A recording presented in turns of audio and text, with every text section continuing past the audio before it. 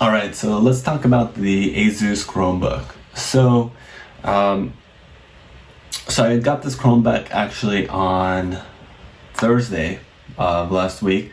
So I had a couple days to play around with it. I've also spent a full day doing my regular, just my regular job tasks, and really put it through kind of the ringer in that case to see how well does it perform, right? So a lot of the applications and things I was using this for is going to be Google Meets, as well as maybe 10 to 15 tabs open.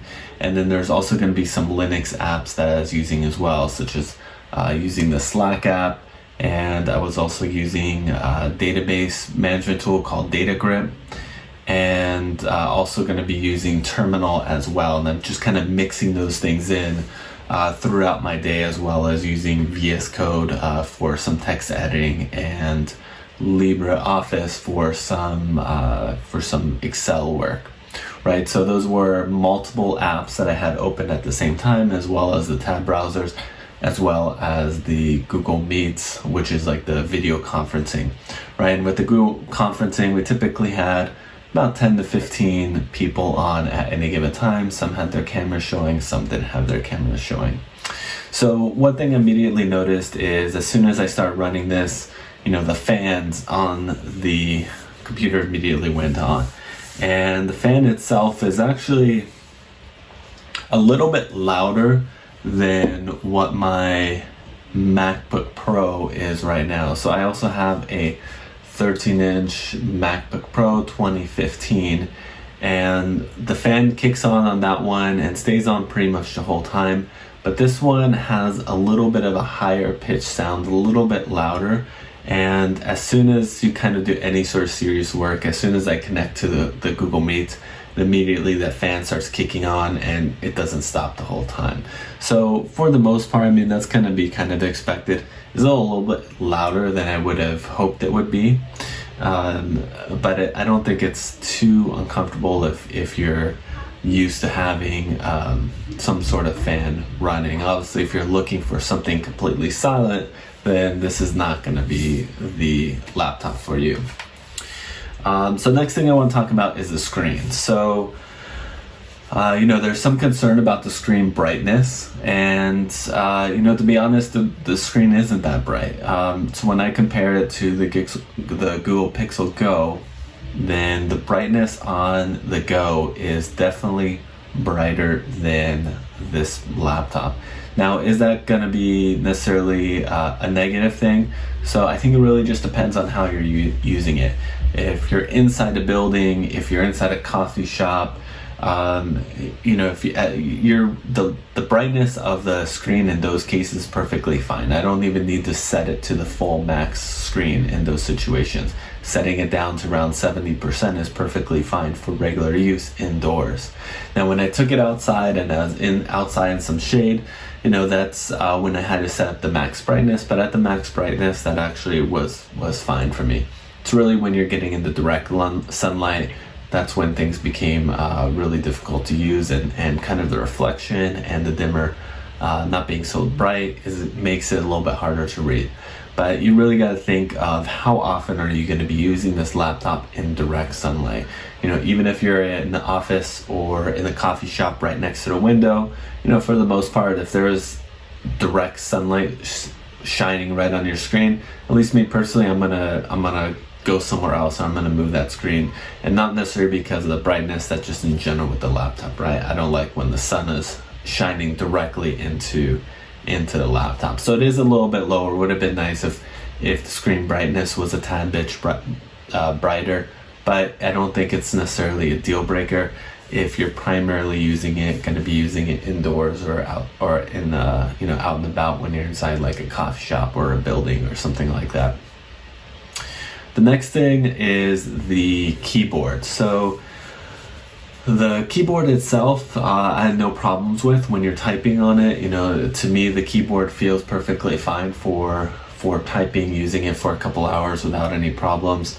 I'm not necessarily a big, picky keyboard person. As long as I feel it feels good to type on and easy to use, then that's perfectly fine for me. There was that one drawback that that you probably have already heard a lot of people mentioning about the back keys, backlighting. So the body itself is gray, and the keys are also going to be a darker gray. So it is a little bit hard to see when you have the backlighting on, and that's because the backlighting is very similar to the key color. So when you kind of have the backlight on and it's not dark outside, then that makes it sometimes difficult to see certain keys. And you know, even though I don't necessarily need to look at the keyboard to type, it does feel a little unusual. Sometimes when you look at the keyboard, you can't really see what's on there. It almost looks like, you know, the keys are missing, and I'm not really a big fan of that.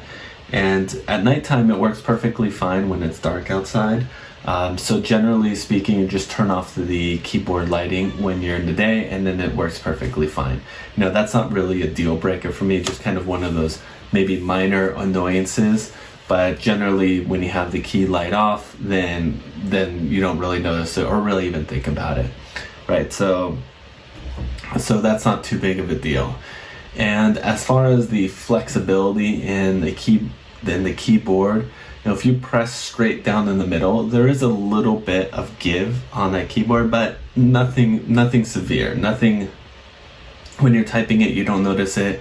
You know, you really got to push on it to kind of give it that give. And I don't think that is really that noticeable or really that big of a deal, right? When you're kind of looking at it again, you got to really press down on directly in the middle of the keyboard to kind of get it to move a little bit. And to me, when you're typing it, that doesn't really happen.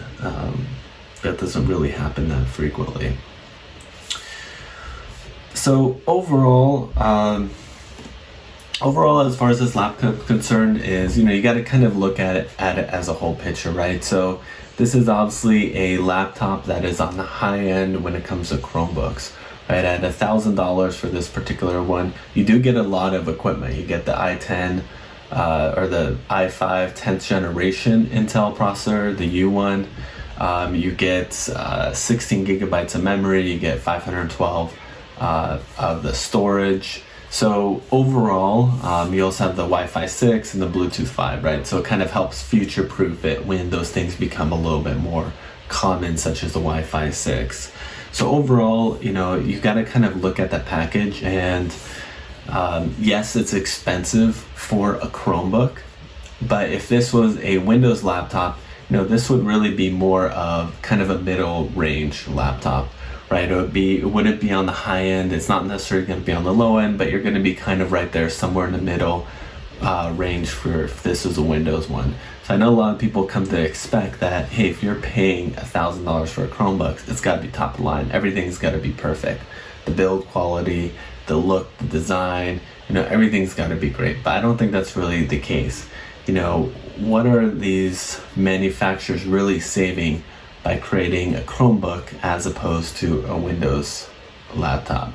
And I think the difference that they make for when using paying for the Microsoft license versus not having to pay for that, you know, is really going to be minimal at best. I think Asus probably really wanted to make a powerful laptop that's going to be more for a power user, right? Someone that's currently using the older Pixelbook and they want to upgrade to something a little bit more modern with the specs and get a little bit more horsepower. You're definitely going to get this out of this machine. Now, one kind of odd thing I noticed is the Wi-Fi connection. So, you know, I don't know if this was from my perspective or if this is, you know, something with the computer itself, but I noticed when I'm running Wi-Fi tests, the speeds that I'm receiving are noticeably lower than if I run a Wi-Fi test on, say, the Google Pixel Go, and they're in the exact same location. So, for example, when I ran the Wi-Fi test on this Chromebook, I was getting about 120 megabytes down and probably about 3 to 5 megabytes up. And sometimes at one point I even dropped down below 100 megabytes. Now I pay for 300 megabytes down and 30 megabytes up, so that's a big drop. Now if I run the same speed test in the exact same spot and location at my house, then I'm actually getting about 198 to 200 megabytes down and 30 megabytes up. So it's a big difference. And I tried actually connecting to Stadia on this thing, and I was having problems connecting to it because of the internet connection. But I have no problems connecting to it with my MacBook or the Google Pixel Go in the exact same location that I was trying to connect to with this laptop. Again, I don't know if there's something else going on, but the settings were exactly the same as my Pixel Go. I did notice that sometimes when it was in sleep and then I went back out of sleep, it would take a lot longer to connect to the Wi-Fi. It would show as connected to the Wi-Fi, but I couldn't actually open up a browser and tell me I'm not connected. So that became a little bit frustrating. Again, this is the same thing with the Google Pixel Go, same settings, same location, and I really haven't ran into that or never ran into that problem. And again, I don't know if that's just some anomaly here with where I'm at. Tried turning off the Bluetooth, same results. It didn't really do anything. So that's just kind of one little takeaway that I've noticed when using it. Overall, the speakers on it, again, they're not going to be as good as the Google Pixel Go. You know, those really are some great speakers, but I did really like how when you flip this, the speakers are directional. So I did a lot of, I had this flipped over the other direction. I found it very useful when having this as a second screen, having the Google Hangouts meet on here, kind of having the touch screen closer to me, and the sound actually sounded pretty good. I could hear the voices clearly, and I can respond through a microphone. So overall, I think that aspect was really good, and I really like how the speakers kind of turn with you as you flip it, and I think that gives it a good direction and a much better sound if, say, they had put it on to the sides as opposed to kind of putting it how they have it now and having it follow you as far as the speaker is concerned. So ultimately, though, the Wi-Fi connection that I experienced and actually kind of the fan and the sound of the fan, ultimately those two things have really kind of put it as where I don't know if this is a laptop I would recommend personally. Now, I think it really depends on your use case, right? So if you really needed a new Chromebook and you wanted to have something that has a higher specs, have the best performance overall, then I think this is definitely a good candidate. If you're not in a rush and you're really just kind of looking around, ultimately I'd say, your best bet is just go and wait and see what else comes out, see what else is out there. When I tested the battery, I had it plugged in. Now I did have it docked. Again, I didn't take it out and test it that way undocked. So all of this is kind of more of how I would use this particular laptop personally. I had it docked, I had it unplugged, and it lasted about 2 hours before the battery died. So it lasted about 2 hours. I did have a monitor connected and a Bluetooth mouse and a Bluetooth keyboard connected to the device. So keep that in mind. And I did have the screen brightness set down a little bit, but again, I had about 15 to 20 tabs open, several different Linux apps running at the same time, and I also had a Google Meet with some video conference. So a lot of that's of course going to drain the batteries, right? So that's going to drain it, but that's what I use it for. That's kind of what my everyday use case is, and that's what I really wanted to test it against. Now, if I'd had the video off and all those things, I'm sure it would last much longer as far as the battery. So overall, it's not too bad of a Chromebook.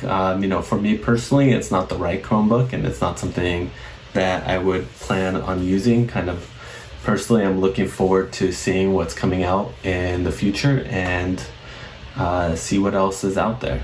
So appreciate you taking the time to look at this, and let me know if you have any questions about that. I'd be happy to answer for.